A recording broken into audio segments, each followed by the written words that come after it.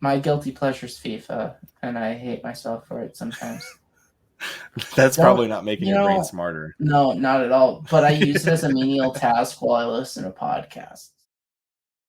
Yeah. What's the average attention span nowadays? Like 20 So seconds? no, the average is 45 seconds. Oh God, that's awful. Yes.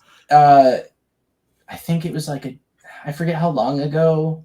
Not that long ago, it was 75 seconds, and then before that, it was like 2 minutes and something was the average attention span.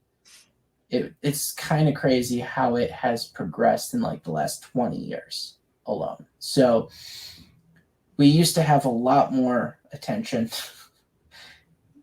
and something Oh my like, gosh. wait, it's that? No, there's no Holy way it's that cow. small.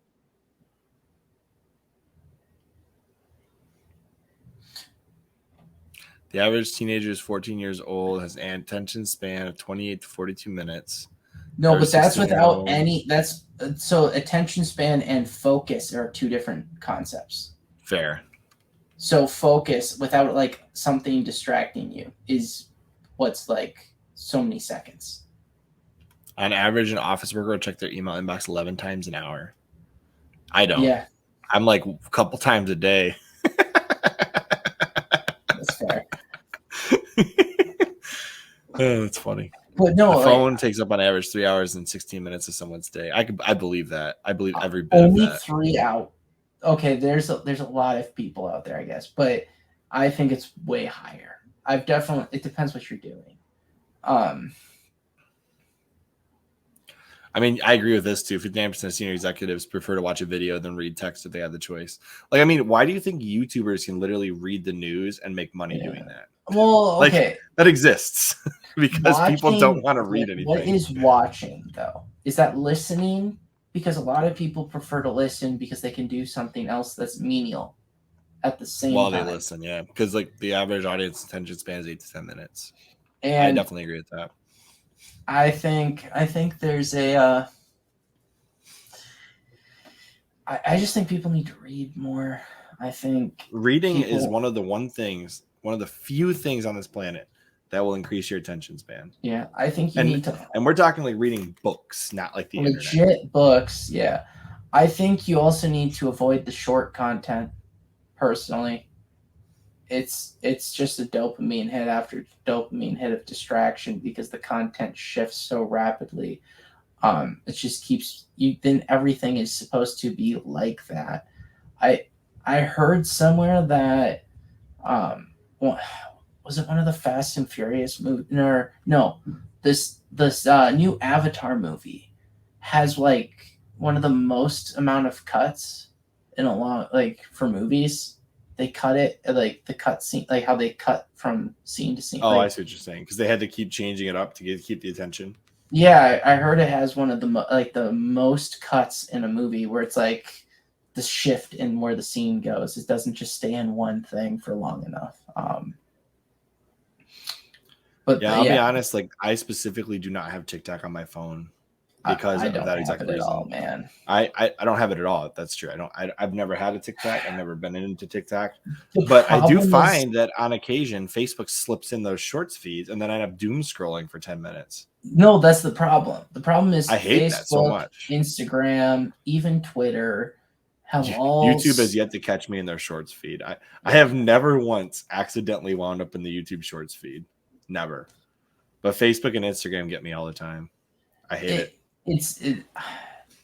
They put it in and then they catch you with one of the videos and then you're accidentally doom scrolling because you're just going. And I have limited myself to 3. If I catch myself doing it, I stop after 3. The problem is they put ads in there too. That is actually the quickest way to knock me out of the shorts feed or the whatever. If I see an ad's about to load, I'm like, oh shoot, I'm out of here. I'm done. See, I agree with you. I try to avoid it because it's just so bad. And it's just so bad for focus too. And because you're constantly changing things. Like, how do you keep the attention? Yeah.